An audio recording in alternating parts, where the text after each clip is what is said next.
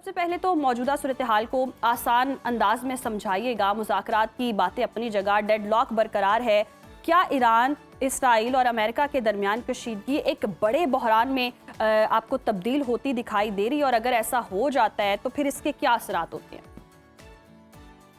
लग ये रहा है कि तमाम तर स्टेलमेट और डेडलॉक के बावजूद मामूलाते जिंदगी शुरू हो चुके हैं जी जी। ईरान में और अमेरिका में। लेकिन आबनाए हुर्मुज में जो ब्लॉकेड्स हैं इस वक्त अमेरिका और ईरान की तरफ से, उसकी वजह से आलमी तिजारत बड़ी मुश्किल और प्रेशर का शिकार है। और अब जिस तरह से चीन में अमेरिका के सदर और चीनी सदर की मुलाकात हुई, उससे भी काफी तवक्कुआत लगाई जा रही थी कि वहां पर ईरान का मसला डिस्कस किया जाएगा। जी जी। लेकिन वहां भी दोनों सदूर ने ये मुतालबा किया कि आबनाए हुर्मुज को खुला रखा जाए। उसकी बुनियादी वजह यह है कि आबनाए हुर्मुज के ब्लॉकेड की वजह से, वो बेशक अमेरिका की तरफ से हो या ईरान की तरफ से, पूरी दुनिया में कसाद बाजारी के शदीद खतरात इस वक्त जन्म ले चुके हैं। आप सिर्फ पेट्रोल की कीमतें देख लें, उसके अलावा जिस तरह से एक फूड क्राइसिस या ग़िज़ाई बहरान के खतरात एंटिसिपेट किए जा रहे हैं, खास तौर पे एशिया में, वो भी उसकी बुनियादी वजह आबनाए हुर्मुज की बंदिश है। क्योंकि यूरिया खाद का एक बहुत बड़ा जरिया एशियाई ममालिक के लिए वो गल्फ ममालिक हैं, और जब से आबनाए हुर्मुज बंद है, एशिया के कई एग्रीकल्चरल एक्सपोर्टर ऐसे हैं जो अब यूरिया खाद के बहरान से दो चार हैं। तो एक तरफ पेट्रोल बंद है, दूसरी तरफ खाद बंद है, और तीसरी तरफ इंटरनेशनल शिपिंग बंद है। इसके जो असरात खास तौर पे एशिया पे मुरतब हो रहे हैं, तो वो मजबूर करेंगे अमेरिका को और चाइना को भी कि वो जल्द से जल्द इस स्टेलमेट का कोई ना कोई हल तलाश करें। और वो हल जाहिर है कि वो ईरान की 5 कोर डिमांड है, उसके इर्द तो नहीं आएगा, ना ही अमेरिका के उन नुकात के करीब आएगा। ये दरमियानी सी सूरत निकले। मिसाल के तौर पे ईरान की 5 कोर डिमांड्स हैं जो हालिया ड्राफ्ट में उन्होंने अमेरिका के हवाले की हैं। सबसे पहले ये कि तमाम तर जो हॉस्टिलिटीज हैं ईरान के खिलाफ, उनका खात्मा किया जाए। नंबर 2, पाबंदियों का खात्मा किया जाए। नंबर 3, ईरान के जो फ्रोजन एसेट्स हैं उनका खात्मा किया जाए। नंबर 4, ईरान के जो नुकसानात हुए हैं जंग में, उसकी रेपरेशंस दी जाए। नंबर 5, आबनाए हुर्मुज पर ईरान की खुद मुख्तारी को तस्लीम किया जाए। तो यहाँ पर मुझे लगता है कि सिर्फ जो 5वां नुक्ता है उस पर तनाज़ा जारी है अमेरिका और ईरान के दरमियान। बाकी 4 नुकात पर तो इनकी एक एग्रीमेंट तकरीबन हो चुका है। जी सही, ऐसा ही लग रहा है। जो 5वां पॉइंट आपने रखा है उसी पर ही डेडलॉक बरकरार है, और अहम तरीन पेशरफ्त ये हुई है कि चीन और अमेरिका दोनों आबनाए हुर्मुज खुली रखने की बात कर रहे हैं। तो क्या चीन ईरान को पीछे हटने पर मजबूर करता दिखाई दे रहा है आपको? देखिए, ईरान काफी लचक का मुजाहरा दिखा रहा है जब से मुज़ाकरात शुरू हुए हैं, और अमेरिका की तरफ से जो पोस्चरिंग की जा रही है वो थोड़ा सा प्रॉब्लम्स क्रिएट कर रही है। ईरान ने यकीनन अपनी कोर डिमांड्स में रखा है कि आबनाए हुर्मुज पर उसकी खुद मुख्तारी तस्लीम की जाए, लेकिन Iran as a responsible member of international community ये समझता है कि ये मुमकिन नहीं है।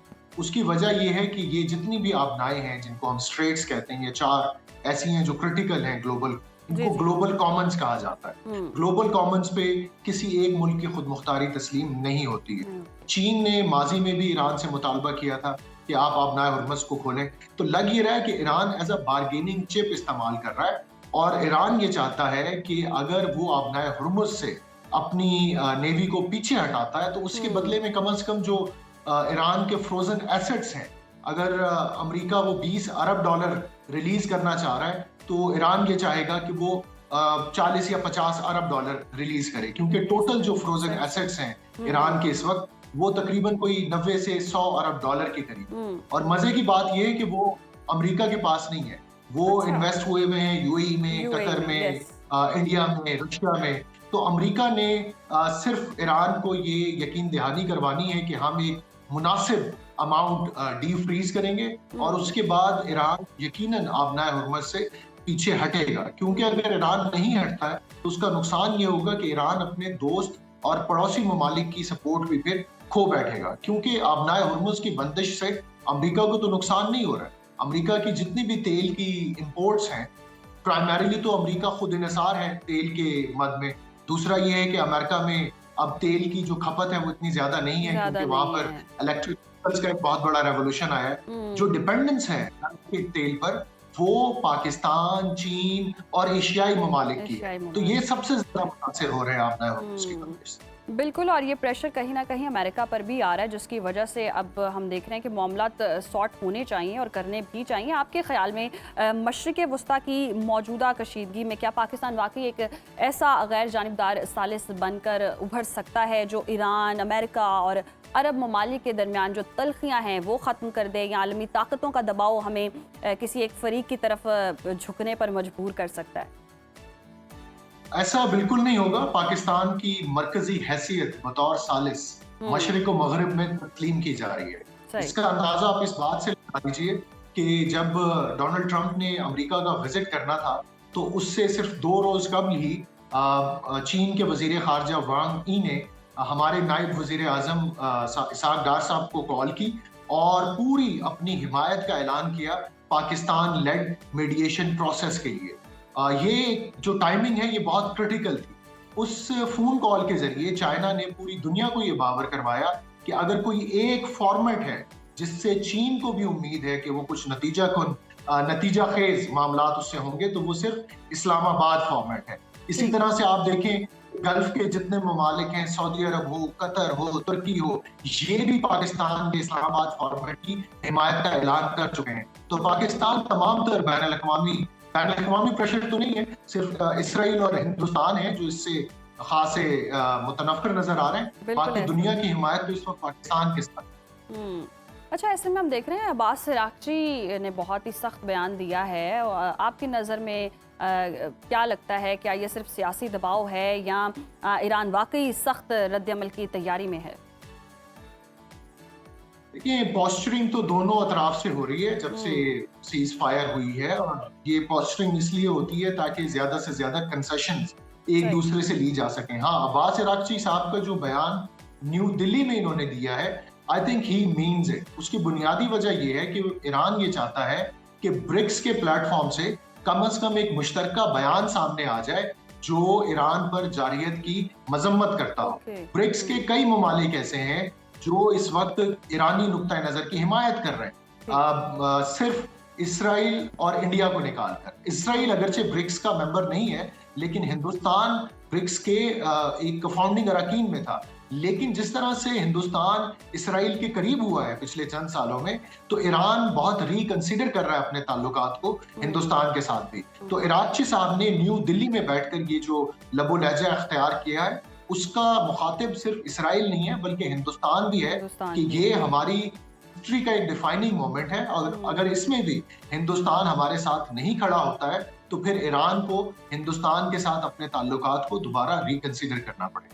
सही, और हम देख भी रहे हैं कि इसराइल और अगर भारत की बात करें तो चुभता भी उन्हें है कि पाकिस्तान तरक्की करता हुआ दिखाई दे रहा है, तो उनको तो वाकई ये बड़ी प्रॉब्लम हो रही है। इसराइल की अगर हम बात करते हैं और यूएई के मुबैना खुफिया ताउन की खबरें भी सामने आ रही हैं, जबकि अमारात इसकी तरदीद भी कर रहा है, तो क्या खलीजी ममालिक वाकई अब खुलकर इसराइल के करीब जा रहे हैं? सबसे पहले तो हमें ये देखना पड़ेगा कि जिस तरह से रफ्ता रफ्ता इसराइल के ऑफिशियल बयानिए में पाकिस्तान का जिक्र बढ़ रहा है, इसका मतलब है कि अब इसराइल अपनी तोपों का रुख पाकिस्तान की तरफ भी करेगा। ये ढके छुपे तो करते थे, लेकिन इनके ऑफिशियल बयानिए में पाकिस्तान का जिक्र उस तरह से नहीं होता था। 2 दिन कबल भी नेतन्याहू ने बहुत शिकवा किया कहीं बैठकर कि इसराइल के खिलाफ जितनी भी बैनुल अक़वामी कैंपेन हो रही है वो पाकिस्तान की बेसमेंट्स में बैठे हुए लोग चला रहे हैं। तो यकीनन इसराइल के खिलाफ एक सेंटिमेंट है, हमारे माशरे में भी है, हमारी हुकूमत ने भी उसका इजहार किया है। लेकिन जिस तरह से अब ये पाकिस्तान के खिलाफ अपना ऑफिशियल बयानिया बना रहे हैं, तो हमें लग रहा है कि हिंदुस्तान के साथ उनकी एक क्लोज अलाइनमेंट हो चुकी है, और उस क्लोज अलाइनमेंट में यूनाइटेड अरब एमिरेट्स भी शामिल है। बदकिस्मती से एक ऐसा मुसलमान मुल्क जो अपने तहफ़्फ़ुज़ के लिए बजाय इसके कि मुस्लिम इत्तेहाद की बात करे, वो इसराइल और हिंदुस्तान की तरफ दे। और ये कोई नई बात नहीं है। इसराइल ने यूएई ने पिछले 5 सालों में खास तौर पर सऊदी अरब का दामन छोड़कर, पाकिस्तान का दामन छोड़कर वो इसराइल और हिंदुस्तान के करीब हुआ है। इन्होंने आज से 5 साल पहले I2 U2 नामी एक फॉर्मेट बनाया था, जिसमें Israel, India, United Arab Emirates और यूएसए शामिल था। अब उस फॉर्मेट के जरिए ये चाह रहे हैं कि गल्फ का नया सिक्योरिटी स्ट्रक्चर तश्कील दिया जाए, लेकिन गल्फ जीसीसी की अगर आप बात करें, जिसमें सऊदी अरब भी शामिल है, बहरीन भी शामिल है, कुवैत भी, कतर भी, यूएई भी, तो सिर्फ यूएई हमें एक साइड पे नजर आता है। बाकी जीसीसी के बिल्कुल जितने भी ममालिक हैं, जी वो इस वक्त पाकिस्तान और सऊदी अरब की क़यादत में खित्ते का सिक्योरिटी आर्किटेक्चर तश्कील देने के ख़्वाह हैं। सही तो यूएई को अपनी ऑप्शंस और चॉइसेस को रिकंसीडर करना पड़ेगा। रिकंसिडर करना पड़ेगा। अच्छा खुरम साहब, जिस तरह से हम देखते हैं पहले इसराइल और अमेरिका दोनों एक पेज पर दिखाई देते थे, फिर ये जंग का मामला शुरू हुआ और कहीं ना कहीं अब इसराइल के जो ऑब्जेक्टिव्स हैं वो अचीव नहीं हो पाए और अमेरिका जो है इस जंग से निकलना चाहता है, सेफ एग्जिट चाहता है। ऐसे में भारत और इसराइल का गठजोड़ बनता हुआ दिखाई दे रहा है। पाकिस्तान की सालिसी भी बहुत ज़्यादा उन्हें तकलीफ दे रही है और तशवीशनाक बातें भी सामने आ रही हैं उनकी जानिब से। तो आप को लगता है खित्ते में कोई नई सफबंदी हो सकती है, ये गठजोड़ भी सामने आ सकता है?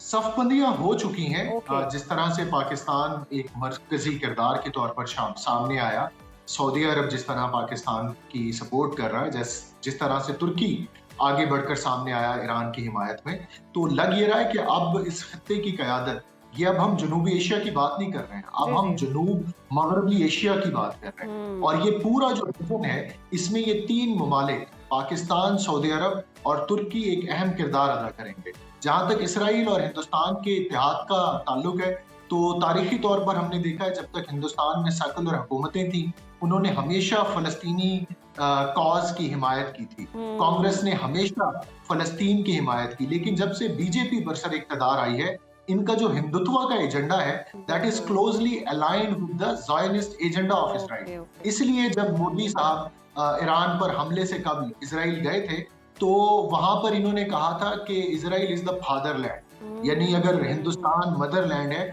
तो हिंदुस्तान इसराइल फादरलैंड। जी तो जी ये एक किस्म की इसराइल और अमेरिका, इसराइल और हिंदुस्तान की मैरिज ऑफ कन्वीनियंस करवा रहे हैं, और जो हो चुकी है। तो हमें फख्र है कि एक ऐसे वक्त पे जब इसराइल ने गजा में मुसलमानों का जेनोसाइड किया, तो इसराइल का सोशल मीडिया पे जितना भी एक सपोर्ट नेटवर्क है, वो हिंदुस्तान के संत चला रहे थे, बीजेपी के अकाउंट चला रहे थे, और इसराइल के खिलाफ जितना बैनुल अक़वामी कैंपेन चल रही है हमारे सोशल मीडिया पे, उसकी क़यादत पाकिस्तान कर रहा है, और ये नेतन्याहू ने भी एडमिट कर लिया है। तो हम तारीख की सही समत में खड़े हैं। बिल्कुल, अल्हम्दुलिल्लाह हम सही समत में खड़े हैं और आगे भी मुस्तकबिल में भी कामयाबियां ही हैं पाकिस्तान के लिए। बहुत शुक्रिया खुरम साहब।